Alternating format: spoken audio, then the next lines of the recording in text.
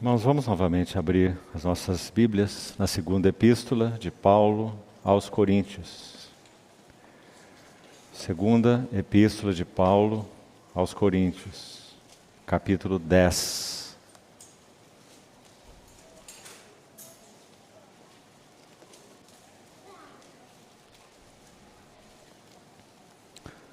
Vamos ler dos versos 1 a 5.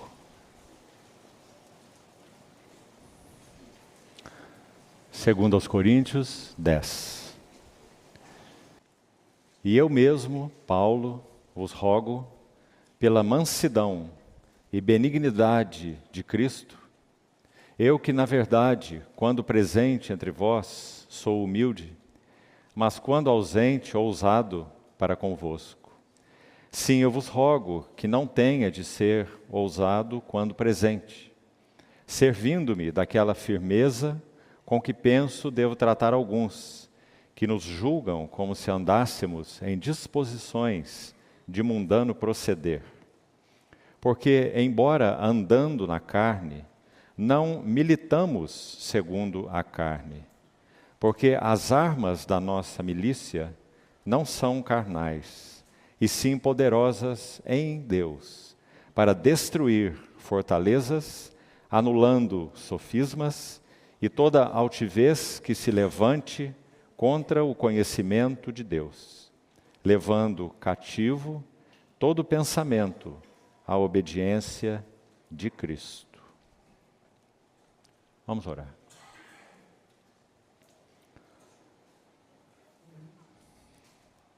Amado Pai Celestial, mais uma vez somos muito agradecidos por termos Tua santa palavra aberta e lida diante de nós. Obrigado, Senhor, porque há um senso em nosso coração de que realmente carecemos dela muito mais do que do pão de cada dia. Por isso te pedimos que o Senhor nos alimente com a Tua palavra nessa noite. E que esse alimento seja tanto pessoal, individual, quanto e, sobretudo, coletivo. Que o Senhor encontre lugar, caminho, espaço no meio de nós para realizar o Teu trabalho pela Tua palavra. Por isso, Senhor, te pedimos, congrega-nos debaixo do nome vitorioso do Teu amado Filho. Cobre-nos com esse nome, protege-nos, guarda-nos, para que o Senhor encontre o caminho adequado para falar aos nossos corações. Livra-nos das turbulências e inquietações interiores e de tudo que exteriormente possa operar contra o que o Senhor deseja realizar entre nós nessa noite. Assim nós nos confiamos às Tuas mãos, no nome do nosso Senhor Jesus. Amém. Amados irmãos, nós vamos diretamente a esse texto, porque temos ainda muito a ser compartilhado nesses versículos. Então não irei fazer, excepcionalmente, dessa vez, uma pequena rememoração do que foi dito na reunião anterior. Os irmãos, se tiverem um interesse, e penso que é uma necessidade, podem então ouvir novamente a mensagem que já está disponível. Então vamos diretamente a esse texto, que é o segundo texto que nós iremos destacar com respeito à batalha espiritual. O texto de Efésios 6, que foi o anterior, já gastamos então um bom tempo analisando alguns versos ali, naquele capítulo. Primeira coisa importante nesse versículo, vamos contextualizar, para que nós não nos percamos. Se nós lermos apenas os versos de 3 a 5, nós teremos aqui o cerne do que Paulo está falando. Mas para compreendermos esse cerne do que ele está falando, então lemos desde o versículo 1, para sabermos o que está acontecendo aqui. Brevemente, o que está acontecendo é, Paulo era o pai espiritual dessa assembleia dos coríntios. Quando ele entrou nessa cidade de Corinto, não havia nada ali, senão paganismo. Quando ele deixa aquela cidade, ali havia uma igreja do nosso Senhor Jesus, que ele chama de os separados, os santificados em Cristo Jesus, os chamados, outra expressão que ele usa, então significativa, santificados, separados em Cristo e para Cristo e chamados por Ele. E ele se refere assim a essa comunidade de servos e servas do Senhor. O que ele faz nos 2 primeiros versos? Se você prestou atenção na leitura, ele apresenta para eles como um pai espiritual deles e, sobretudo, um apóstolo direto do nosso Senhor Jesus Cristo. Aquele que se refere a si mesmo, você se lembra, como um abortivo. Lembra de usar essa expressão? Porque ele não estava entre os 12 que foram separados pelo nosso Senhor. Por outro lado, ele disse que o evangelho que ele recebeu e que então ele prega, ele não recebeu de homem algum. Em Gálatas ele diz assim: aprouve a Deus revelar o seu Filho em mim, para que eu o pregasse o seu Filho, a pessoa do seu Filho, a obra do seu Filho, entre os gentios. E ele vai dizer, isso sem demora, sem detença, eu não consultei carne nem sangue. E ele é mais ousado ainda, isso está em Gálatas capítulo 1. Ele diz, e eu nem subi para Jerusalém para consultar aqueles que já eram apóstolos. Veja o que ele diz. Porque muito claro para o apóstolo Paulo o que aconteceu com ele naquela estrada de Damasco. Não foi uma visão. Foi um encontro com o próprio Senhor Jesus, que claramente falou a ele, Saulo, Saulo, por que me persegues? Dura coisa é recalcitrares contra os aguilhões. Então aqui, nesses primeiros 2 versos, ele apresenta a sua autoridade apostólica, sendo o pai espiritual deles, mas isso ainda não é o mais importante, tendo recebido, então, adicionalmente, essa autoridade do próprio Senhor Jesus glorificado. É isso que ele faz.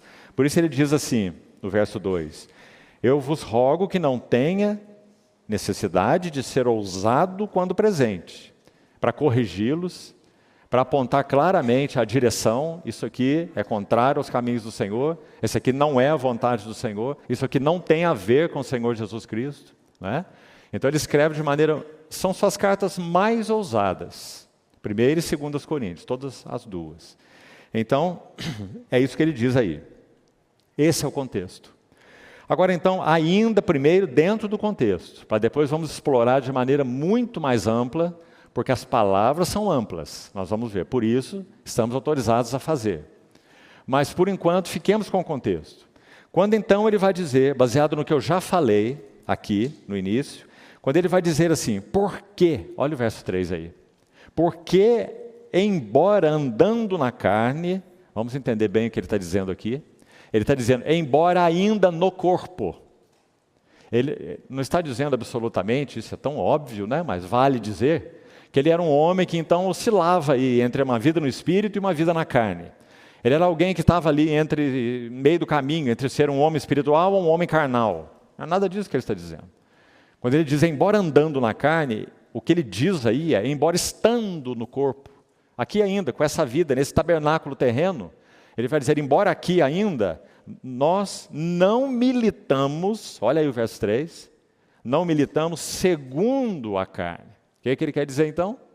Que embora aqui ainda, nessa fraqueza do corpo, que todos nós estamos, ele não usa recursos humanos, naturais, para militar a batalha espiritual. Importante, nós já falamos isso na reunião passada, não é? Efésios 6, dele mesmo, Paulo, o que é que ele disse lá? Nossa luta não é contra carne e sangue. Né? E o que é carne e sangue mesmo? Natureza humana, o homem como ele é. Então ele diz, não é aí que está o foco da nossa batalha. Mas a nossa luta é contra principados e potestades, dominadores deste mundo tenebroso, palavras tão fortes, né, que já examinamos, e hostes espirituais da maldade nos lugares celestiais. Paulo, quando usa a expressão lugares celestiais, meus irmãos, ele simplesmente se refere a essa esfera que não é tangível aqui, que não se toca assim com a mão. Lugares celestiais. Ele está dizendo, a batalha é espiritual. E é aí que ela se processa. Por isso aqui no verso 3, vamos repetir então. Embora andando segundo a carne, ainda neste corpo, com toda a fragilidade que ele tem, ele não usava destes recursos. Nós vamos ver à frente, quando ampliarmos aí o sentido dessas palavras, vamos ver quais são esses recursos, que ele não usava, e que muitas vezes nós tentamos usar na batalha espiritual. E eles não promovem nada a não ser confusão. Então ele diz, não militamos segundo a carne. No contexto primário, onde nós ainda estamos, ele está dizendo que a maneira como ele via o estado e a condição da igreja dos coríntios, essa era uma batalha espiritual. E por isso ele vai orientá-los, ele vai dizer para eles se prepararem, ele vai dizer para eles se armarem, né? Sobretudo no que consistia essa batalha. Há um ponto principal aí, meus irmãos. Aí você precisa da carta toda para você entender, porque ele vai citar mais de uma vez. Pessoas, indivíduos, que estavam minando a fé dos coríntios. E especificamente no sentido do que nós já falamos também na reunião anterior. Questionamentos insidiosos, sutis, contra o caráter de Deus. Falamos tanto, né, na reunião anterior. A pessoa e obra de Cristo e as Escrituras. Guarde isso, irmão. Porque esse, sem dúvida, é o foco principal da nossa batalha hoje, desde sempre, e será assim até que o nosso Senhor Jesus venha. Deus, a pessoa de Deus, você lembra que nós comentamos na reunião anterior? Aquele adesivo, naquele veículo, lá naquela cidadezinha do interior, imensa, colocado no veículo de um homem culto da cidade, que fazia suas palestras para todo mundo ouvir, o adesivo, Deus não existe. E chamando a Bíblia de Gibíblia, para os que não estavam aqui, né? Gibíblia. Como se ela tivesse o mesmo valor de um gibi, historinha. Um atentado, meus irmãos, espiritual contra Deus, Cristo, a pessoa e obra de Cristo, nosso Redentor, e contra as Escrituras, a Bíblia. Agora, meus irmãos, esse é o contexto aqui também. Essas pessoas que então assediavam os coríntios, assediavam nestes aspectos, exatamente nesses. Por isso que lá na primeira carta, também aos coríntios, ele vai dizer assim, eu estive entre vós em fraqueza, temor e muito tremor. Nós podíamos pensar, mas Paulo era um homem excepcional, culto, inteligente, poliglota, conhecia tudo sobre o judaísmo, tudo sobre as filosofias, gregas inclusive, podia dar uma aula para ele se quisesse. Mas ele disse, eu decidi, 1 Coríntios capítulo 2, eu decidi nada saber entre vós, porque vocês não precisam de nada dessas coisas. Então o que eu decidi saber entre vós? Jesus Cristo e este crucificado. Lembra? E ele vai explicar por quê. Para que a vossa fé não se apoiasse em sabedoria humana. E dentro desse termo sabedoria humana, ele está incluindo tudo que é ciência humana. Conhecimento humano, intelectualismo humano, retórica humana, filosofia humana, sabedoria humana, né? Que é o termo maior. Vossa fé não se apoiasse em sabedoria humana, porque isso é areia movediça, irmãos. Né? Simplesmente areia movediça. Então ele diz, para que a vossa fé não se apoiasse em sabedoria humana, mas sim no poder de Deus. E aquele capítulo excepcional, 1 Coríntios 2. Por favor, leve para você, leia esse capítulo, para você ver bem o cerne da batalha de Paulo naquele capítulo. Então é isso, esse é o contexto imediato, o contexto específico dessa passagem. Agora nós vamos para as palavras. Precisamos então entrar nelas para podermos seguir com largueza, confiando no Senhor para essa noite. Próximo verso. Por favor, vá olhando para a sua Bíblia, acompanhando, por gentileza. Verso 4. Porque as armas da nossa milícia ou batalha não são carnais. Presta atenção de novo. Ele não está dizendo assim, ó, As armas da nossa milícia não são aquelas que pertencem à carne no seu sentido mal, certo? Coisas da carne no sentido mal do que isso significa. Há muitas coisas da carne, né? Nesse aspecto mal. Aqui não tem nada a ver essa expressão carne. Ela também é uma expressão ampla, irmão. No grego é uma palavrinha só, sarx, de onde no nosso português vem a palavra sarcástico. Não é? Uma pessoa sarcástica é uma pessoa irônica, né? Sarcástica, ela é carnal. Mas não é a isso que Paulo está se referindo. Quando ele diz que essas armas não são carnais, de novo, ele está usando no mesmo sentido que ele já usou essa palavra no verso 3. Embora ainda na carne, nós não militamos segundo a carne. Então, quando ele diz as armas da nossa milícia não são carnais, fica claro, né? Ele está dizendo, não são recursos de retórica, não são recursos de filosofia, não são recursos de sabedoria humana, certo? Então não são carnais, não são recursos humanos que o homem tem por natureza. Não são carnais. Continuando. E sim poderosas, veja, em Deus. Então está muito claro que realmente elas não são da natureza humana. São poderosas em Deus, porque elas são de Deus, né? Poderosas em Deus. Agora entremos em 3 expressões que serão destaque com a ajuda do Senhor para nós nessa noite. Já vou dizer quais são. Olha aí para o texto ainda. A primeira, destruir fortalezas. Nós vamos precisar meditar nessa palavra com atenção. Destruir fortalezas. Destaque essa palavra aí. A próxima, anulando sofismas. Mais um destaque. Esse é o segundo, inimigo. Então o primeiro inimigo, fortalezas. O segundo inimigo, espiritual, claro, todos dois, sofismas. E o terceiro inimigo, verso 5, e toda altivez. 3. É claro, irmãos, que ele não está sendo redundante aí. Ele está citando 3 coisas específicas. E vamos lembrar, não é apenas Paulo, né? É o Espírito Santo, o autor dessa palavra, através do apóstolo Paulo. Então vamos de novo. Fortalezas, sofismas e altivez. As 3 coisas. Só podemos batalhar contra fortalezas, sofismas e altivez com as armas da nossa milícia, que não são carnais. Você, por natureza, e eu, não temos estes recursos. Nós só temos esses recursos em união com Cristo. Por isso, poderosas em Deus. Então, se nós não estivermos, quero colocar de forma negativa, falei na reunião anterior, se nós perdermos o fio da nossa relação com o Senhor, nós estamos desarmados.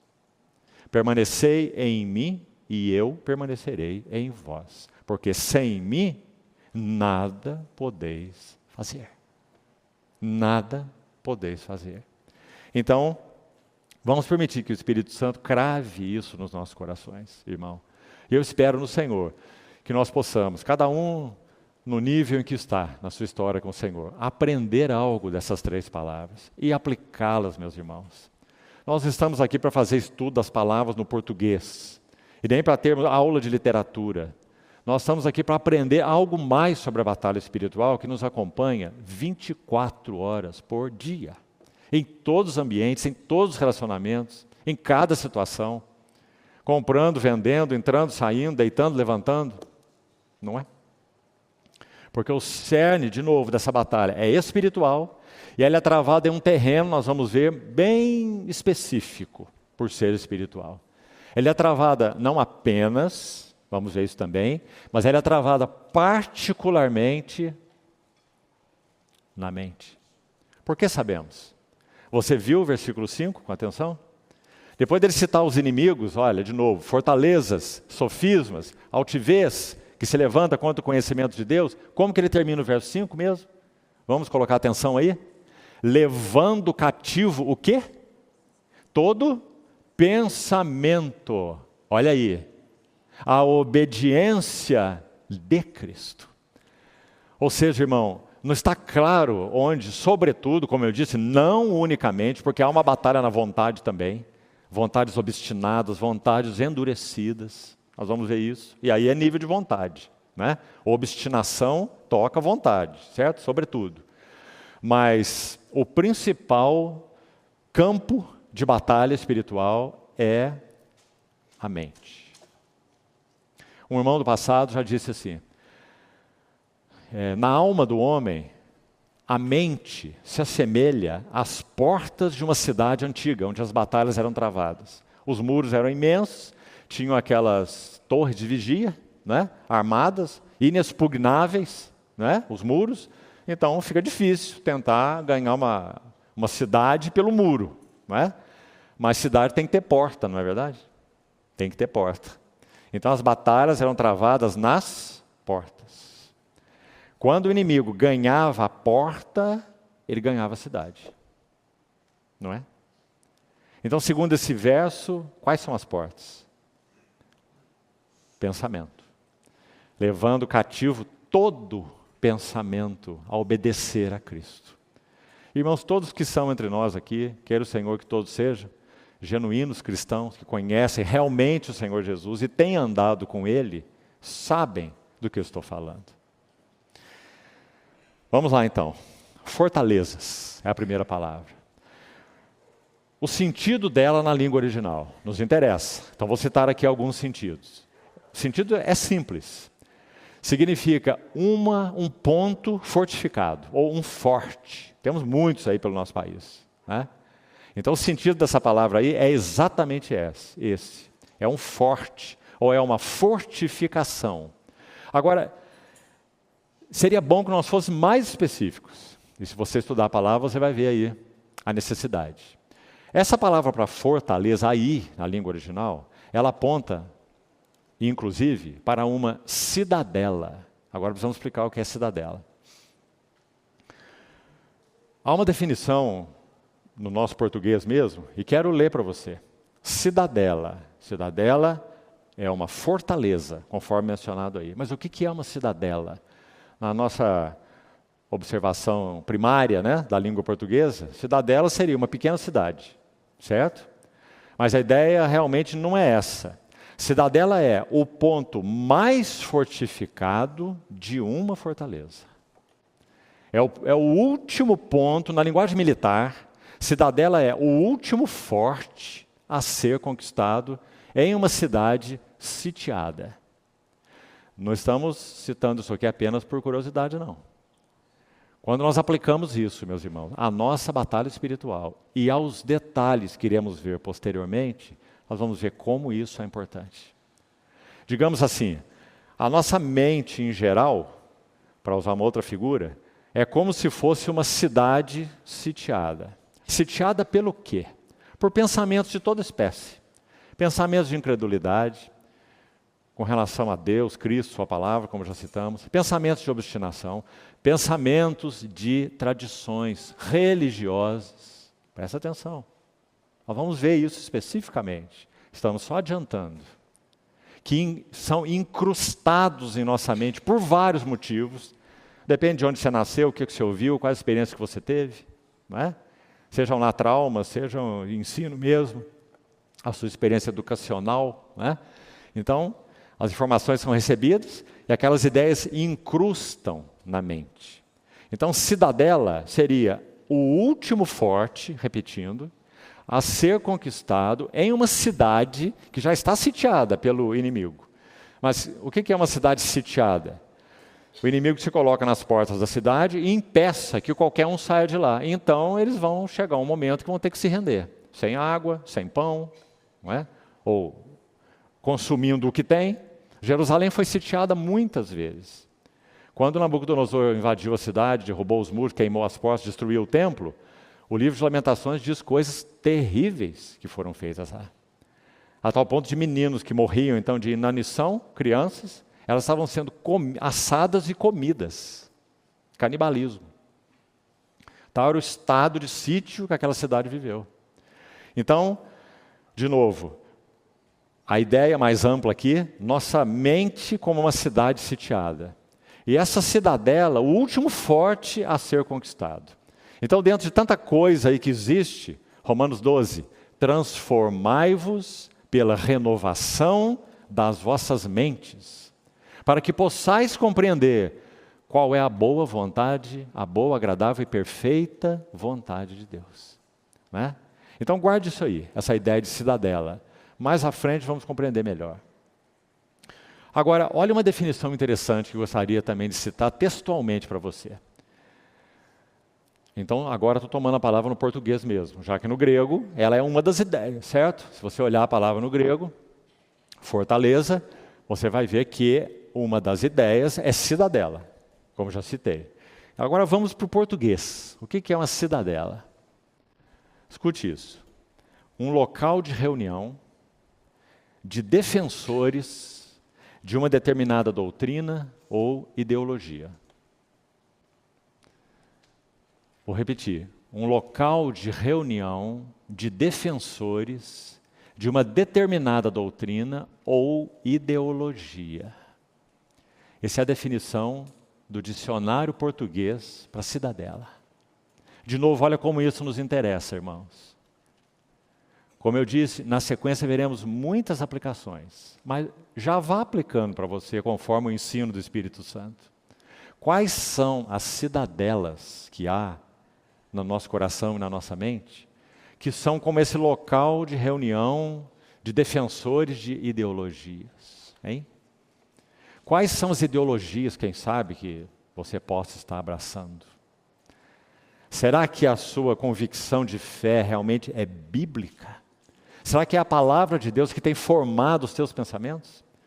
Ou você tem, quem sabe, guerreado aí, está em conflito com várias ideias? Então, guarde essas duas coisas. A definição do português e a definição militar. Última fortificação a ser conquistada numa cidade sitiada. Por outro lado, deixe-me usar essa última definição que citei aqui de uma maneira positiva. Me acompanhe, por favor. Se nós somos cristãos verdadeiros, irmãos, há alguém que tem patrulhado em volta de nossas mentes. Isso Paulo vai ensinar em Filipenses. Nós temos aprendido a lançar sobre o Senhor toda a ansiedade, né? Súplicas, petições. Não andeis ansiosos de coisa alguma. Filipenses 4:4. Não andeis ansiosos de coisa alguma, antes sejam em tudo conhecidas diante de Deus as vossas petições, pela oração e pela súplica, com ações de graça. E a paz de Deus, que excede o entendimento, aí a ideia é patrulhará em volta. A ideia é exatamente de sitiar, como falamos. Patrulhará em volta das vossas mentes para guardá-las em Cristo Jesus. Então vamos olhar essa batalha espiritual agora por outro aspecto. Por um lado está aí o inimigo. Vamos lembrar de 1 Pedro 5. Ele anda ao derredor, rugindo e procurando alguém para devorar. Então Pedro vai dizer, resisti-lhe, porque quem deve fugir não é você, quem deve fugir é ele. Resisti-lhe firmes na fé. E Pedro e Tiago vai dizer, paralelamente, né? Humilhai-vos, portanto, debaixo da poderosa mão de Deus, para que ele em tempo oportuno vos exalte. Resisti ao diabo e ele fugirá de vós. Né? Então esse é um aspecto. Ele sitiando-nos e buscando encontrar lugar e incrustar pensamentos em nossa mente contra Deus, Cristo e a palavra de Deus. De muitas maneiras que ainda vamos ver. Vamos olhar por outro lado. Pela graça do Senhor, o Espírito Santo também está aí. Ah, se ele não estivesse. Todos nós estaríamos derrubados, derrotados. Mas ele também está aí, nesse sentido da metáfora. Ele também está aí sitiando nossa mente. Porque qual é o desejo dele, do Espírito Santo? Digamos, em tese, é o mesmo do maligno. Encher nossa mente, só com as coisas dele. Né? O maligno. O Espírito Santo também. Encher as nossas mentes, pensai nas coisas lá do alto, onde Cristo vive. Cristo é a nossa vida, quando Ele se manifestar, serei semelhante a Ele. Buscai as coisas lá do alto. Então, nesse aspecto, Ele também sitia nossas mentes. E qual é o desejo dele? Derrubar todas as fortalezas, e inclusive esse último forte, essa última fortificação a ser vencida, numa cidade sitiada. Deixe-me aplicar, para que não fique para nenhuma mente aqui nada no ar. Quantas pessoas que ainda não receberam o Senhor, ainda não conhecem o Senhor, pelo menos não conhecem claramente, né? Não professam o nome de Cristo, não deram esse testemunho, não se batizaram, não confessaram publicamente o nome do Senhor, para principados e potestades, para a igreja do Senhor, para o mundo, né? Então não chegaram aí.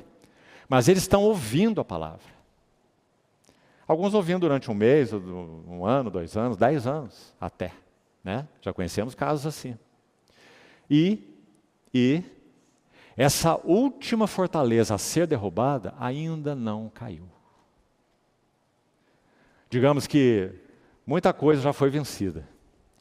Muitas vezes até em termos de hábitos, de conduta, de comportamento, de relacionamentos até. Mas aquela última fortaleza de obstinação, de desconfiança, de tradição, algumas já citamos aqui, de incredulidade inclusive, em aspectos específicos, ela ainda não foi derrubada. Ela está impedindo a plena rendição ao nosso Senhor Jesus. Então, meus irmãos, essas coisas não são teóricas, são tão práticas. Está aí na experiência. E nós que já conhecemos o Senhor há tempo, já professamos o seu nome e já andamos com Ele, não reconhecemos a mesma batalha? Não reconhecemos que aqui ou ali, periodicamente, o Espírito Santo vem lançar luz sobre algo que realmente é um tremendo forte em nossas mentes, que peleja contra o conhecimento de Deus, que impede que nossos corações realmente se dobrem e entreguem tudo ao Senhor? Não é assim, meus irmãos? Então, esses são cidadelas, fortalezas. Vamos seguir com isso. Deixe sempre o texto de Coríntios, por favor, marcado aí na sua Bíblia, para voltar a ele. Vamos abrir o livro de Provérbios e ler um texto de imenso significado para o que nós estamos falando até aqui.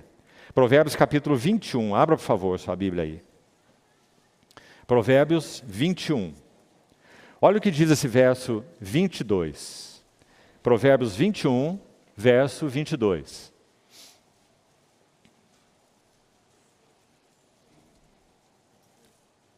Diz assim: o sábio escala a cidade dos valentes e derruba, presta atenção, a fortaleza em que ela confia. Aqui precisamos de um pouco de explicação também. O Velho Testamento, basicamente todo, apenas pequenas porções que não, ele foi basicamente todo escrito em hebraico e algumas porções em aramaico. Escute bem.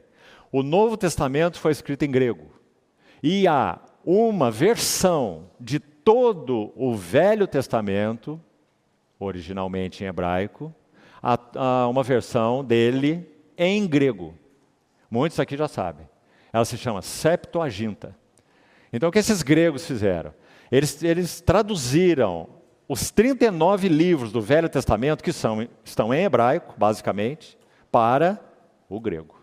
Então, é claro, eles tiveram que usar as palavras do idioma grego para interpretar as palavras hebraicas. Aqui, nesse texto, que é hebraico originalmente, qual é a palavra para fortaleza? Esse aqui é o ponto. Você pode ter outra aí na sua tradução, viu? Talvez, não muda nada, certo? A ideia vai ser a mesma. O sábio escala as cidades dos valentes e derruba a fortaleza. A edição revista atualizada que eu estou lendo, a palavra é exatamente fortaleza, certo? Está aí no final do verso. Fortaleza em que ela quem? A cidade. Fortaleza em que a cidade confia. Essa palavra aqui, fortaleza, na Septuaginta, que é a versão grega então do Velho Testamento, é a mesmíssima palavra de 2 Coríntios capítulo 10. Para destruir fortalezas, ou seja, cidadela, fortes. Agora, isso ficando claro, olhe que lindo esse versículo, irmão. O que é necessário para escalar a cidade dos valentes? Olha bem. Ou seja, conquistá-la, não é? Claro. O que é necessário para derrubar a fortaleza em que essa cidade confia? Lembrando, fortaleza é cidadela. O último ponto fortificado a ser conquistado. A cidade, está aí o termo no verso 22, não se perca aí. A cidade é o termo geral, a cidade toda. Mas dentro dela tem uma cidadela. Dentro da cidade tem uma cidadela. Dentro da cidade tem uma fortaleza, né? Então, o que é necessário para escalar a cidade dos valentes e derrubar essa cidadela em que ela confia, essa última fortaleza? Primeira palavra do versículo 22. O sábio. Sabedoria. Que sabedoria? Citamos 1 Coríntios 2. Para que a vossa fé não se apoiasse em sabedoria humana, mas sim no poder de Deus. Aí Paulo vai dizer, expomos essa sabedoria de Deus entre os experimentados. Aí ele vai dizer, não porém a sabedoria deste século, nem a dos poderosos dessa época, que se reduzem a nada. Você se lembra? 1 Coríntios 2. Aí ele vai dizer, mas expomos a sabedoria de Deus em mistério, outrora oculta. Aí ele vai dizer que sabedoria é essa? Cristo e a sua cruz, a obra de redenção. Então, meus irmãos amados, a única coisa capaz de derrubar essas fortalezas dentro de nós. E vamos citar algumas delas, viu? Não se apresse não, para que o Senhor nos ajude. A única maneira delas serem derrubadas são com as armas da nossa milícia. A palavra de Deus é a única capaz de derrubar obstinações, reservas, incredulidades, tradições, preconceitos. Escalar a cidade dos valentes e derrubar a fortaleza em que ela confia.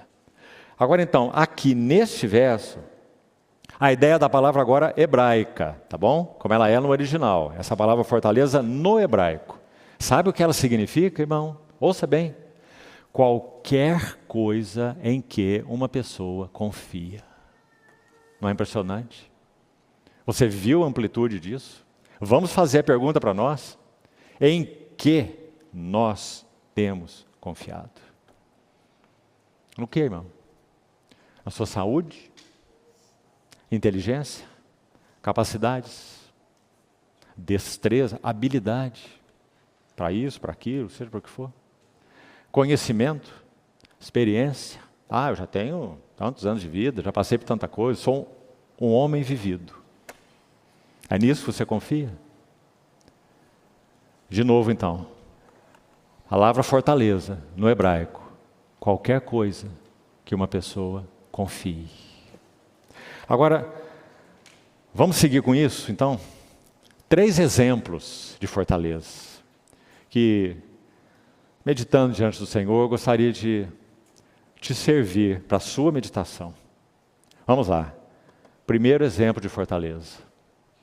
Lembre-se, cidadelas, fortificadas, o último ponto a ser conquistado. Primeiro exemplo, irmão, tradições, sejam humanas ou sejam religiosas. Meus irmãos, será que já não está claro para nós que um dos inimigos, e eu creio que é o que a Bíblia afirma, com toda a certeza e clareza, que o inimigo, sobretudo, que foi usado para o desprezo do nosso Senhor, humanamente falando, é claro, e a sua crucificação, mesmo que dentro dos propósitos, desígnios e presciência de Deus. Ninguém tira a minha vida, diz o Senhor. Eu espontaneamente a dou. Isso é claro para nós. Mas humanamente falando, qual foi o instrumento principal? Foram os romanos pagãos, ou foram os judeus cheios de tradição? Foram os judeus cheios de tradição, não é? Com quem que Judas negociou a entrega do Senhor? Foi com Pilatos? Foi com Herodes? Ou foi com os sacerdotes? Tradições humanas ou religiosas? Primeira fortaleza. Quanto, amados irmãos, quanto nós podemos ser retidos de uma entrega total ao Senhor por apego a tradições humanas e tradições religiosas. Deixe-me ler um texto só para nos ajudar. Abra em Marcos capítulo 7, por favor. Basta a leitura de alguns versículos. Preste atenção. Marcos 7. Olha as palavras do nosso Senhor aqui. O relato começa assim. Marcos 7, versículo 1. Ora, reuniram-se a Jesus os fariseus. Aí estão eles. os representantes da tradição religiosa, e alguns escribas, vindos de Jerusalém, o centro da tradição, né? E vendo que alguns dos discípulos dele comiam o pão sem lavar as mãos, aí abre um parênteses aqui no verso 3, pois os fariseus e todos os judeus, observando a tradição dos anciãos. Em nenhum lugar das Escrituras isso está escrito. Na lei de Moisés não foi dito, olha, você quando for comer, presta atenção, tem que lavar sua mão, né? E também quando você for fazer a higiene da sua cama, você tem também que lavar a sua cama. E você tem que lavar também esses objetos aqui. Você nunca pode tomar água num copo que alguém já tomou. Você tem que lavar, né? Do contrário, a impureza daquele, e essa impureza, como eles entendiam, era espiritual e cerimonial. Essa impureza vai passar para você. Onde tem isso na palavra de Deus? Tradições, tradições e tradições. Um monumento de tradições, né, que eles criaram. Não o Senhor, não a palavra do Senhor. Então ele vai dizer, os fariseus e todos os judeus, observando a tradição dos anciãos, por favor, não se perca aí, não comem sem lavar cuidadosamente as mãos. Quando voltam da praça, não comem sem se aspergirem, lavar o rosto.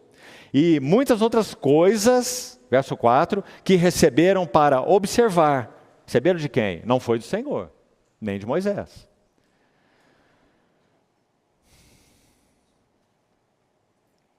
Final do verso 4. Como a lavagem de copos, você está vendo aí? Jarros e vasos de metal e camas.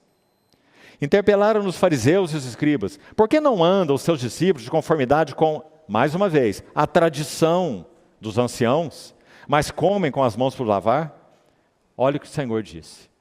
E veja se tradição não é uma cidadela, irmãos, que impedem tantos de se renderem ao Senhor. Inclusive alguns que já professaram o nome do Senhor, que caminham até um certo nível com o Senhor, mas a partir dali não dá mais, né? Porque é muito difícil romper essa barreira da tradição, né? Então olhe isso com atenção, irmão. Seja tradição humana, seja tradição religiosa. Olha a resposta do Senhor no verso 6. Respondeu-lhes, bem profetizou Isaías a vosso respeito, hipócritas. Foi forte o Senhor, não foi? Hipócritas, representando ali um papel, vestindo a capa do que entendiam estar certo, tradição para lá, tradição para cá, mas sem realidade nenhuma, né? Como está escrito então, e o Senhor cita Isaías, este povo me honra com os lábios. É isso que a tradição faz, meus irmãos. Acomodação. Estamos fazendo isso, estamos fazendo aquilo, estamos indo na reunião, estamos lendo a Bíblia, estamos frequentando, estamos dando o dízimo, seja lá o que for, oferta, está tudo certo com Deus, né? E isso é tradição e severa. Porque qualquer uma dessas coisas, se não partir de realidade espiritual, é reprovável, Senhor. É hipocrisia. Este povo me honra com os lábios, mas, aqui está o ponto, olha, o seu coração está longe de mim, mais perto das tradições. E em vão, outra palavra forte, em vão me adoram, oferecem sacrifício, fazem o que tem que fazer, os escribas copiando a lei, distribuindo para o povo. Em vão me adoram, ensinando doutrinas que são preceitos de homens. Não é a palavra do Senhor, eles que criaram essa tradição imensa. Negligenciando o mandamento de Deus, olha, o Senhor não terminou ainda, olha o verso 8. Negligenciando o mandamento de Deus, guardais a tradição dos homens. Quantas vezes o Senhor usou essa palavra tradição aí, você já contou? Olha mais uma no verso 9. E disse-lhes ainda, jeitosamente, que termo interessante, irmão. Dizendo, vocês são todos jeitosos para praticar aquilo que receberam dos outros, mas que não tem nada a ver com a realidade espiritual, nada a ver com os interesses do Senhor. Não parte do coração, não é verdadeira adoração, não é? É uma capa externa. Jeitosamente rejeitais, verso 9, o preceito de Deus, palavra de Deus, para guardardes a vossa própria tradição. Certo? Então vamos, nós precisamos seguir. Primeiro exemplo de fortaleza. Segundo exemplo, igualmente terrível.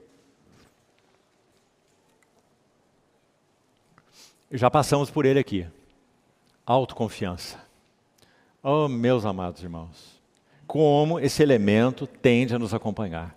Mesmo nós que já temos caminhado tanto com o Senhor, os mais velhos aqui, quanto isso tende a nos acompanhar.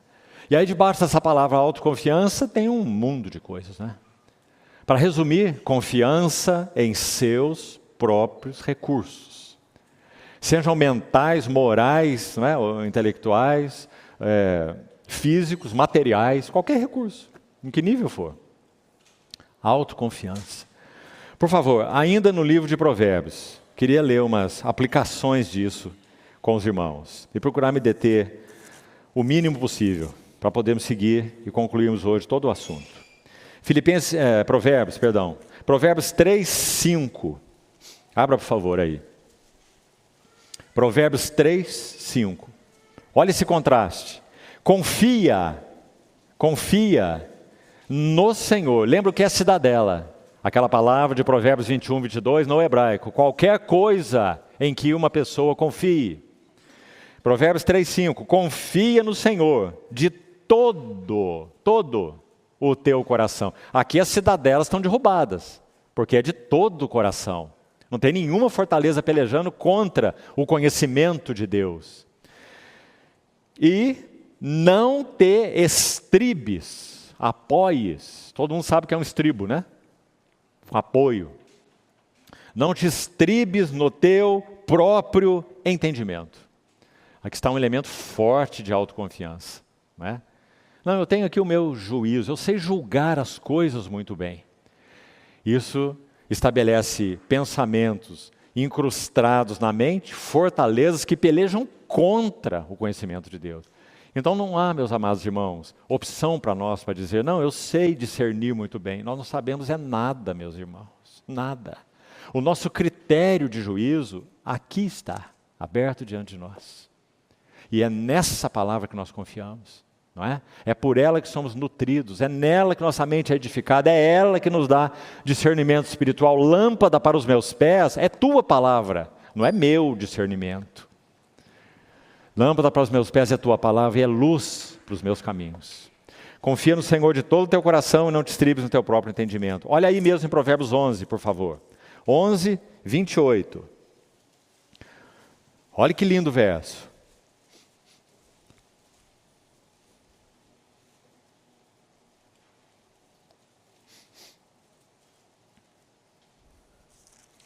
Provérbios 11, 28.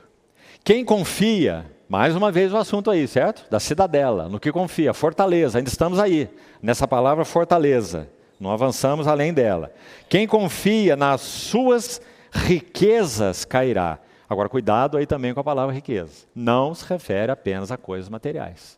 Então a pergunta é para nós: quais são as nossas riquezas? Saúde? Família? Filhos? Bens? Agora sim, coisas materiais.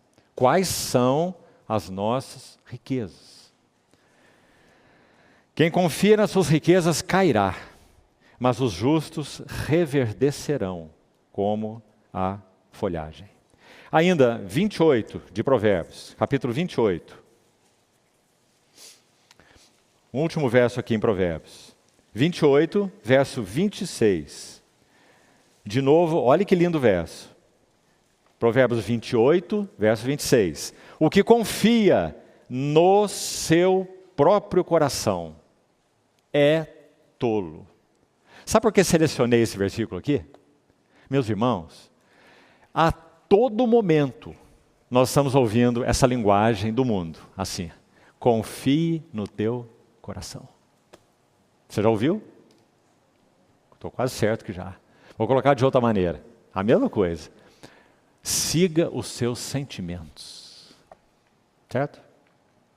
O que eles estão mandando, faça. Porque seus sentimentos não erram. Eles vão levar você à felicidade. Siga o teu coração, siga os teus sentimentos. Ah, meus irmãos, essa é uma arma mestra na mão do inimigo. Ló seguiu os seus sentimentos, não seguiu? Quando eles tiveram que se separar, Gênesis 13, Abraão e Ló. Abraão disse para ele, escolhe para onde você quer ir, né? Se for para a direita, eu vou para a esquerda, se for para o norte, eu vou para o sul. Aí Ló, você vê a confiança de Abraão no Senhor, não é? Abraão confiava no Senhor, Ló não. Então diz assim, Ló levantou os olhos e vai fazer a sua escolha. Aí diz, ele viu as campinas do Jordão, regadas, fartas, cheio de pasto, para o muito gado que ele tinha. Então qual é a decisão mais sensata? Qual é a decisão mais lógica? Levar o meu gado, não para o deserto, levar o meu gado para as campinas do Jordão. Claro, quem de nós não faria isso? Mas aí, meus irmãos, como já falamos tantas vezes, sabe o que tinha atrás das campinas do Jordão? Tão bonitas, um anzol. Gênesis 13. Esse anzol se chama Sodoma. Ele foi incapaz de ver que atrás das campinas do Jordão estava a cidade mais ímpia da face da terra, que seria destruída pelo nosso Senhor. Mas ele não viu, porque ele escolheu segundo seus sentimentos. E nós, meus amados irmãos, como nós fazemos nossas escolhas? Em todos os níveis. Nós estamos adotando a filosofia do mundo? Siga o teu coração. Bom, o que nós vemos aqui é o que confia no seu próprio coração é insensato, é tolo. Mas o que anda em sabedoria será salvo. É assim que está na sua versão também? Provérbios 28 e 26. Essa palavra salvo aqui é muito ampla na língua hebraica. Olha o que ela significa. Aquele então que anda em sabedoria será liberto. É um dos sentidos de salvo. Será curado. Olha isso, irmão. Curado. Terá vida. Todos os sentidos estão dentro da palavra salvo. Liberto, curado e cheio de vida. Agora, confiar no seu coração é o oposto, é o antônimo do que falamos. Confiar nos seus sentimentos é escravidão, é morte. Não é? Então, que o Senhor nos ajude a ponderar isso, irmãos. Porque isso toca a nossa vida com Ele. Precisamos fazer essas perguntas para Ele. Para que Ele lance luz sobre o nosso coração. E lembre-se, o nosso tema é batalha espiritual. Não é? É aí que elas estão acontecendo. Sobretudo. Um último verso para passarmos para a próxima palavra, rapidamente. Olha o que diz Isaías 53 agora, 57. Por favor, abra aí. Isaías 57. Confiança nas riquezas, confiança no seu próprio coração, várias confianças que nós já vimos aqui. Olha a severidade e ao mesmo tempo a bondade do Senhor, trazendo essa palavra para os lábios de Isaías, para esse povo que estava se afastando do Senhor, né? Então o profeta Isaías foi levantado para esse povo pela misericórdia do Senhor, e olha o que ele diz, Isaías 57, abra por favor, olha o verso 13, o que ele disse. Quando clamares a Deus, oprimidos então, porque se afastaram do Senhor, não é? Estavam sofrendo as consequências, mas eles levantavam deuses após deuses, ídolos após ídolos, não é? Se afastando do Senhor. Então, olha essa palavra de repreensão de Isaías. Quando então clamares, a tua coleção de ídolos que te livre. Meus irmãos, que expressão é essa? Vamos pensar sobre isso nas nossas vidas. Será que temos coleção de ídolos? Será que temos nossos olhos fitos em nosso Senhor? E temos apresentado a Ele cada uma das questões, dos ídolos, das coisas que Ele tem lançado luz no nosso coração para identificá-los. Coisas em que confiamos, em que nos estribamos, sejam elas tangíveis ou intangíveis. Quando clamares, a tua coleção de ídolos que te livre. Levá-los o vento. Um assopro os arrebatará. A todos. Mas o que confia, está vendo aí de novo a questão da confiança? O que confia em mim, e só em mim, né? O Senhor, herdará a terra e possuirá o meu santo monte. Vamos guardar isso nos nossos corações, irmão. Que nós estamos vivendo aí, olha, nessa hora trevosa, em que vai apresentar todos os elementos aí de suporte, entre aspas, para nós. Confiança, né? A próxima palavra, sofisma. Eu já falei um pouco sobre ela na reunião passada, então vou ser bem breve nela mesmo, que eu preciso ler um texto final com os irmãos, ao final desse tempo ainda hoje. Segundo inimigo, sofisma. Destruir fortalezas, 2 Coríntios 10, vamos lembrar, anulando sofismas. O que é um sofisma? Irmãos, a mídia, seja televisiva, seja virtual, ela está abarrotada de sofismas. Então não vou voltar nisso, porque na reunião anterior também já falei. Seja extremamente cuidadoso. Se você tiver que ter um Instagram ou um Facebook, que você use exclusivamente para o teu trabalho e nada mais. Porque está abarrotado de sofismas. O que é sofisma? Sofismas são ideias que são apresentadas, conceitos, ideias, raciocínios. A palavra no grego para sofismas é logismos, de logismos que temos em português. Esse termo significa raciocínios, arrazoamentos, pensamentos.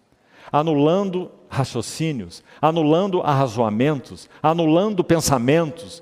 Que pensamentos? Que raciocínios? Que se levantam contra o conhecimento de Deus. Está vendo, irmão? Então aí estão, como eu já falei, essas mídias todas aí abarrotadas de sofismas, para encher a mente dos cristãos, e mostrando, a vida é essa, o bem-estar é esse, o que se deve alcançar é isso. E, irmão, é raríssimo, se você, intrinsecamente falando, não tem nada errado nisso, se você gosta de ver um filme, vamos pensar assim, não é? Você tem que tomar tanto cuidado. Porque, olha, filmes, por exemplo, de tema investigativo, de tema policial, seja lá o que for que você gosta, guerra até. Perceba, irmão, perceba as sutilezas das ideias anticristãs. E sabe qual é o motivo? Hollywood é um centro de perversidade maligna. Você acha que podia sair alguma coisa diferente de lá, irmão? Você acha? Por quê? Por que você acha? Você está enganado. Tudo que sai de lá tem essa fonte anticristã. Você já tomou curiosidade de ver quantos atores de Hollywood se professam ateus, budistas, hinduístas? Se você fizer a pesquisa, você vai parar de assistir filme. Sofismas, raciocínios, ideias anti-Deus, anticristo, anti-Bíblia. É assim. Então, irmãos, isso não é batalha espiritual? Nós não precisamos guardar o nosso coração? Não precisamos. Não vou falar mais nada sobre isso, porque nós não vamos ter tempo. Vou seguir para o próximo. Altivez.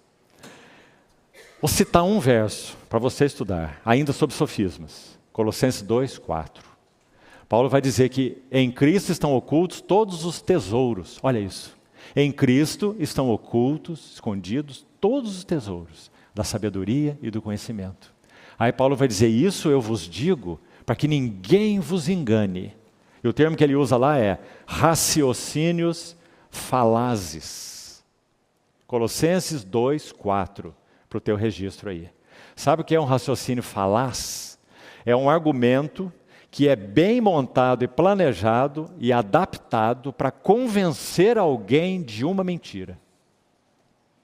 Raciocínios falazes. Colossenses 2:4.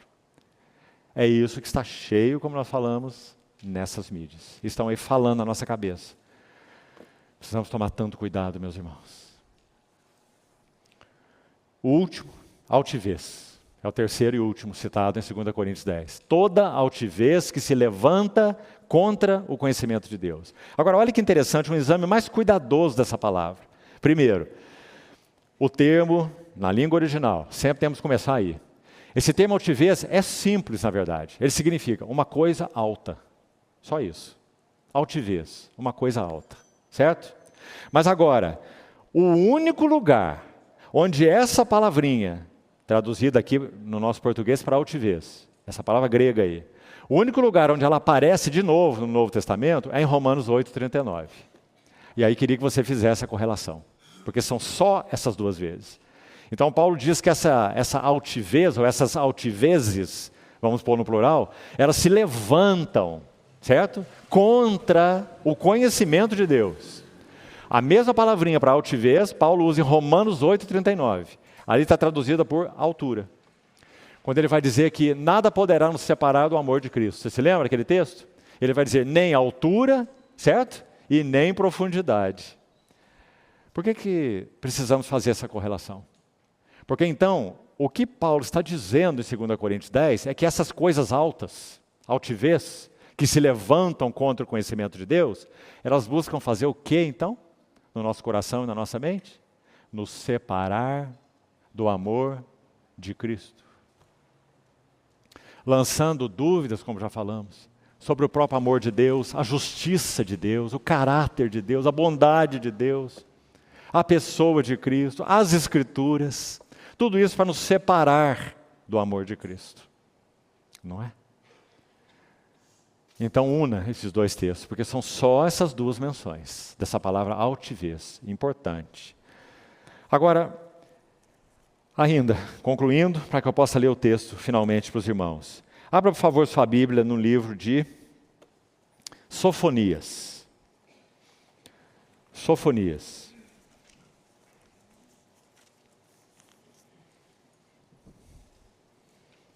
Procura com cuidado que ele está aí na sua Bíblia, viu?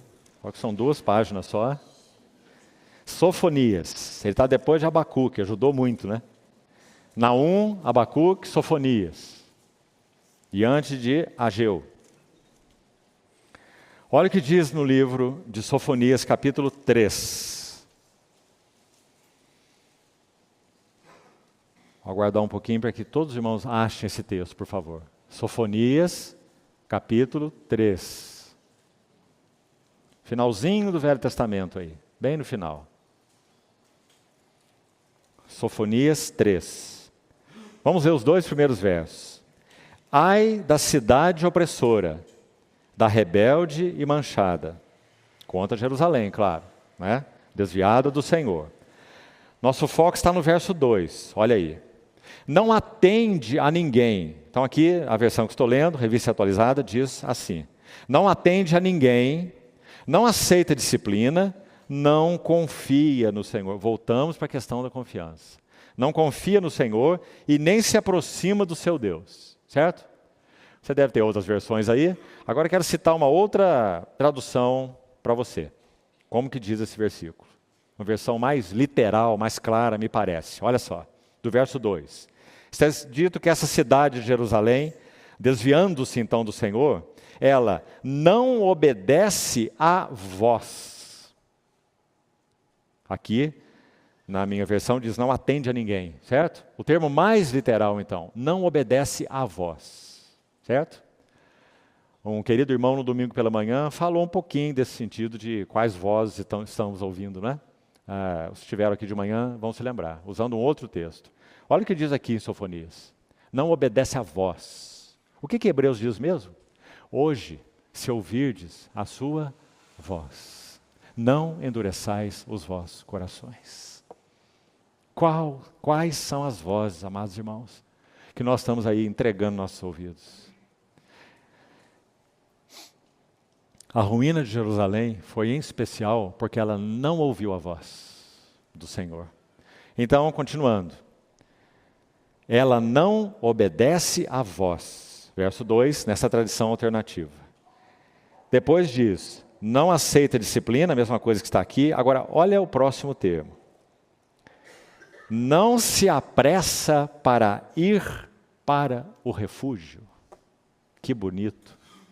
Põe as duas coisas juntas aqui, olha. Não obedece a vós. E por isso, não corre, não se apressa para ir para o refúgio. Deus é o nosso refúgio e fortaleza. Socorro bem presente na tribulação. E com isso terminamos aqui então esses 3 elementos. Fortalezas, sofismas e altivez. Finalmente é dito que se levanta contra o conhecimento de Deus. Jeremias 9 diz assim, não se glorie o sábio na sua sabedoria, nem o forte na sua força, nem o rico nas suas riquezas. Jeremias 9. Mas aquele que se gloriar Glorie-se nisto, em me conhecer. Não é? Que maravilha, meus irmãos. Todos nós aqui do nada. Onde nós estaríamos nós hoje sem o Senhor Jesus Cristo em nós? Ele nos chamou do nada e nos trouxe para Ele, para que nele nós pudéssemos ter o conhecimento de Deus. Quem é o Deus único? Quem é o Deus santo? Quem é o Deus salvador? Não é? Quem é o nosso Deus? Aquele que se gloriar, glorie-se em me conhecer e saber que eu sou o Senhor. Jeremias 9, parte final do capítulo. E agora vamos para o texto. Graças ao Senhor, chegamos lá e vamos dar o passo final.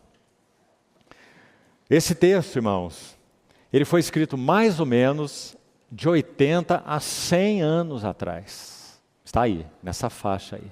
80 a 100 anos atrás. Então, leve isso em conta também. Porque as coisas que são ditas aqui são tão graves. E se nós nos lembrarmos que foi escrito com todo esse tempo atrás, nós ficamos ainda mais admirados. Qual o foco desse texto? O foco é o que antecederá a vinda do nosso Senhor Jesus. Se o Senhor tardar mais, o que nós experimentaremos? O que nós enfrentaremos como igreja? Então vamos lá, ao texto. Vou fazer algumas poucas paradas, quando necessário. Então, por favor, concentre-se aí e peça ao Senhor que entregue algo ao seu coração, dentro desse texto. Antes da vinda do Senhor, haverá muito engano e muito erro.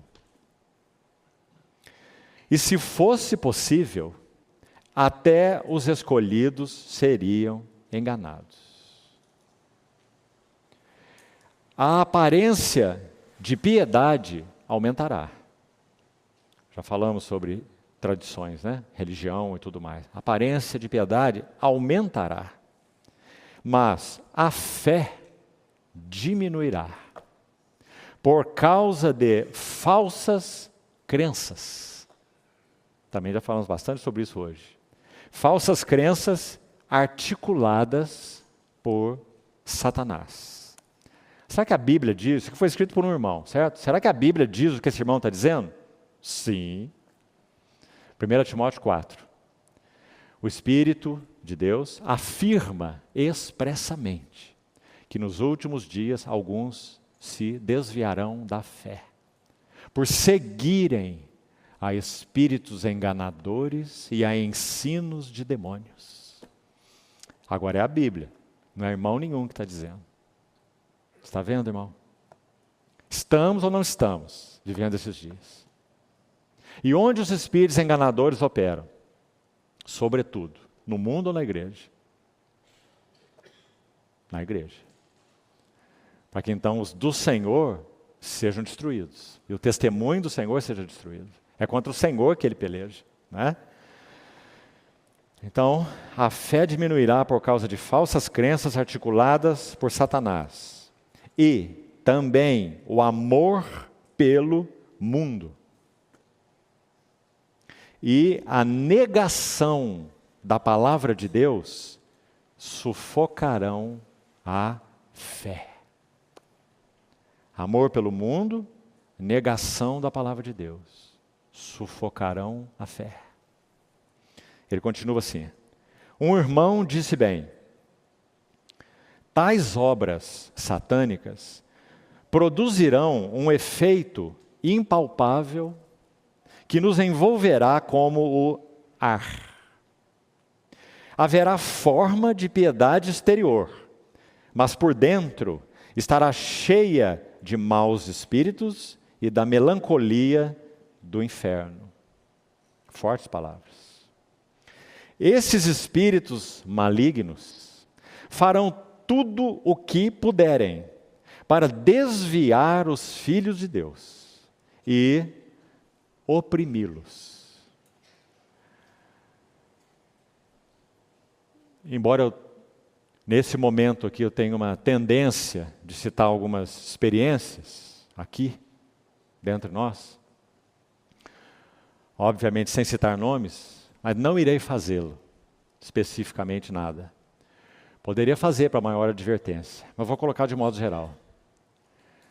Famílias, casais que têm filhos ainda pequenos, estão enfrentando algo que nunca antes enfrentaram na sua história com o Senhor. Em termos de opressão mental. Casais, cônjuges, filhos. Por exemplo, sonhos com espíritos malignos, de tal forma que se desperta opresso, oprimidos. E você sabe que o cristão pode ser oprimido, não sabe, irmão? O cristão não pode ser possesso por espírito imundo, porque o cristão já é habitação do Santo Espírito. E aí não tem lugar para dois, graças ao Senhor. Mas o cristão pode sim, e frequentemente ser opresso e não possesso. Então cuidado com as palavras. Opressão. Irmãos, por que isso acontece? Porque todas as vezes que o Senhor tem lançado luz, Ele mesmo, e encontrado caminho na vida da igreja, o inimigo vai se levantar. Por que ele não se levantaria, irmão? Ele vai se contentar em que a igreja cresça? Ele vai se contentar em que o testemunho de Cristo seja confirmado entre nós? Ele vai se contentar que mais irmãos e irmãs, jovens inclusive, se levantem em amor ao Senhor, em dedicação à palavra, contribuindo para edificar os santos? Veja as reuniões de jovens que têm acontecido no sábado pela noite. Você quer ter uma experiência nesse sentido? Vem aí participar de uma para você ver. Jovenzinhos se levantando em amor ao Senhor e em amor à palavra do Senhor. Você acha que o inimigo ficará de braços cruzados, irmão? Então, todas as vezes que algo que tem valor para o Senhor está acontecendo numa vida, num casamento, numa família, numa assembleia, ele vai se levantar. Ele já tem se levantado ferozmente entre nós. Agora, é claro, meus irmãos amados, nós estamos no refúgio, com R maiúsculo, no nosso Senhor. Mas não muda o fato que porque estamos no refúgio, as batalhas são anuladas, elas nunca serão anuladas. Nós estaremos batalhando até que o Senhor venha, porque sempre Ele estará aí ao derredor, rugindo e buscando devorar. O ladrão vem somente para matar, roubar e destruir. Assim o Senhor descreveu o seu inimigo, não foi? Então, meus amados irmãos, vamos estar mais atentos. Na reunião anterior nós falamos sobre aqueles pontos de apoio que Ele busca nas nossas vidas. As contradições, as discórdias conjugais, por exemplo, as irritações, as incompreensões, as conversas subliminares, né? Várias coisas eu citei aqui. Todas elas são pontos de apoio, para que o inimigo consiga um lugar para colocar o pé ali e fazer bagunça. E pior ainda, os pontos de ataque. Coisas que o Espírito Santo está mostrando para nós que não está bem no nosso interior, mas nós estamos resistindo. Esses são pontos de ataque. É mais sério do que pontos de apoio. Pontos de ataque. Precisamos estar atentos, meus irmãos, porque isso não é uma brincadeira. Vamos terminar. Esses espíritos malignos, ele está dizendo, farão tudo o que puderem para desviar os filhos de Deus e oprimi-los. Atacarão o nosso corpo. Está aí um pouquinho do que eu acabei de falar. O próprio corpo físico. Atacarão o nosso corpo, arrefecerão a nossa vontade. Vontade do quê? De seguir com o Senhor, de avançar com o Senhor, de ter tempo com o Senhor, de ter tempo para a sua palavra, de gastarmos tempo uns com os outros, nos edificando, nos ajudando, nos cuidando. Arrefecerão, não tem tempo para essas coisas, né? Deixa lá os que têm tempo para isso. Arrefecerão a nossa vontade de orar, de estar com o Senhor, de ler sua palavra, meditar nela. E, olha isso, embrutecerão as nossas mentes. As mentes vão ficando impermeáveis à palavra de Deus. Permeável para tudo, mas impermeável para a palavra de Deus. Ah, meus irmãos, como isso é sério. E é sutil. Continuando. Olha isso. Toda espécie de sensações e provações estranhas nos sobrevirão. Imagine isso escrito há 100 anos atrás. Toda espécie de sensações e provações estranhas nos sobrevirão. Vários irmãos aqui têm sido surpreendidos dessa maneira, mas eu não sabia que isso podia ser dessa forma. Não sabia que esse ataque podia ser tão frontal no meu filho, na minha filha, no meu casamento, tão frontal. Toda espécie de sensações e provações estranhas nos sobrevirão, fazendo com que percamos o desejo de buscar a Deus e também a força para fazê-lo, cansando o nosso espírito. Você está com o espírito cansado, irmão? Pense sobre isso se você está. Cansando o nosso espírito e embotando a nossa mente. E ao mesmo tempo, por outro lado, fazendo-nos estranhamente amar os prazeres e os costumes do mundo, como também cobiçar as coisas que são proibidas por Deus. Estamos chegando ao final. Olha a seriedade disso ainda. Perderemos, que ousadia desse irmão afirmar isso. Perderemos a liberdade e o poder de pregar. Aí depois um ponto aqui vai seguir. Mas buscando entender isso no momento que nós estamos vivendo, sabe como que me soa? E vou repartir com você. Perderemos a liberdade e o poder de pregar. A leitura que faço é a unção espiritual. Por causa desses desvios, irá se afastando de nós. E pregação sem unção, meus irmãos, não vale nada. Perderemos a liberdade e o poder de pregar. Não poderemos nos concentrar para ouvir mensagens. Alguns colocam na hora de dormir. 5 minutos já dormiram. E alguns colocam de dia mesmo, despertados, e não conseguem. E graças a Deus pela honestidade de tantos irmãos. Dizer, eu ouço, 10 minutos, e já voou minha mente para tudo quanto é lado. Não consigo ouvir mais de 10 minutos. Não assimilo nada depois de 10 minutos. Mas, falando com muita humildade, meus amados irmãos, diante do Senhor, para as outras coisas não é assim. Não é? Somos capazes de ler 1 hora e assimilar tudo. Não é? Não poderemos nos concentrar para ouvir mensagens, ou seja, mente dispersa. E seremos incapazes de nos ajoelhar para orar com dedicação por um período mais longo. São aquelas orações tipo café com Deus, né? Sabe? Aquela oraçãozinha assim. Mas incapazes de nos ajoelharmos para orarmos por um tempo longo. Nos expormos diante do Senhor, ouvirmos o Senhor, orarmos a palavra do Senhor. Ele está dizendo, seremos incapazes.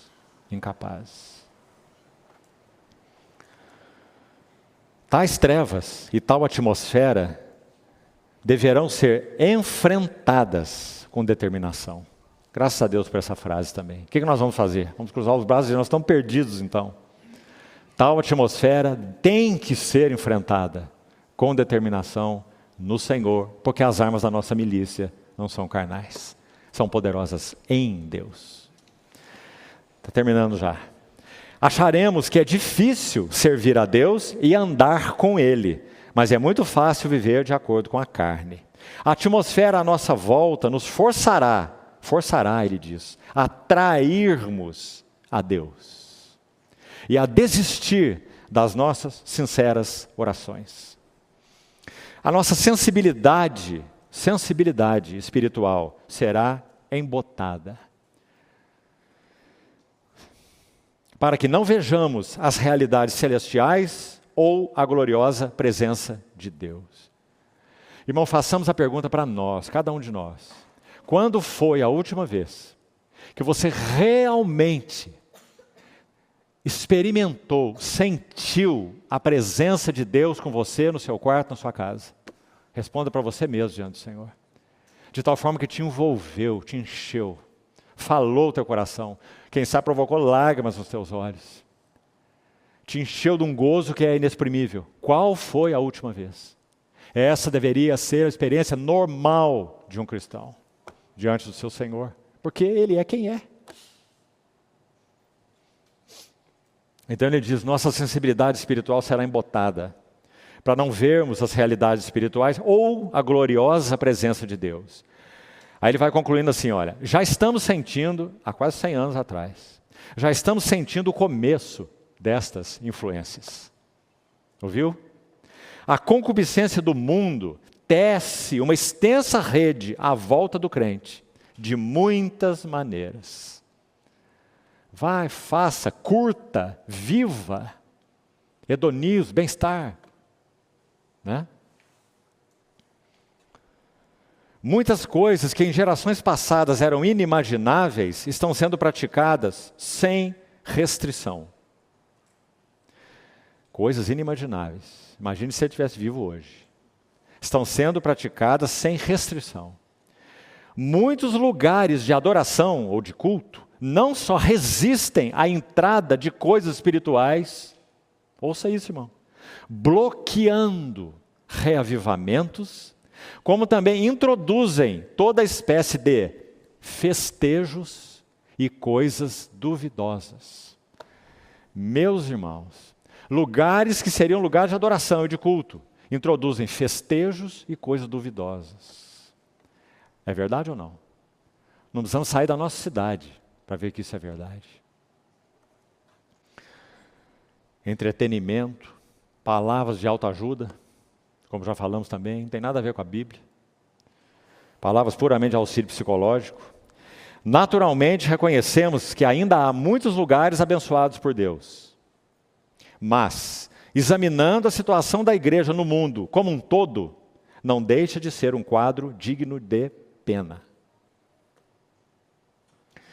Tendo visto essas coisas, é o último parágrafo, tendo visto essas coisas, não podemos deixar de clamar à igreja de Deus que se levante, que desperte, que retorne à comunhão com Deus e que agrade ao Senhor no tempo que ainda resta.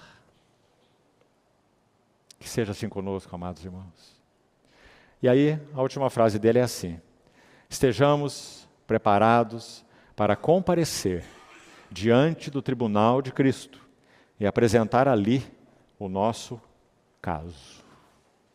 Senhor, nos ajude, irmãos, para que nos despertemos, nos levantemos, retornemos à comunhão com Deus e enfrentemos essa atmosfera que nos rodeia, definidamente maligna. Que o Senhor nos ajude a todos nós, porque as armas de nossa milícia são poderosas em Deus.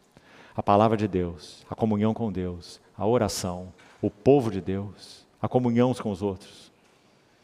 O Senhor nos ajude e nos fortaleça. Vamos orar. Amado Pai Celestial, realmente nós, em nosso coração, dizemos um sim a esse texto que lemos. Sabemos que estamos vivendo imersos nesta atmosfera.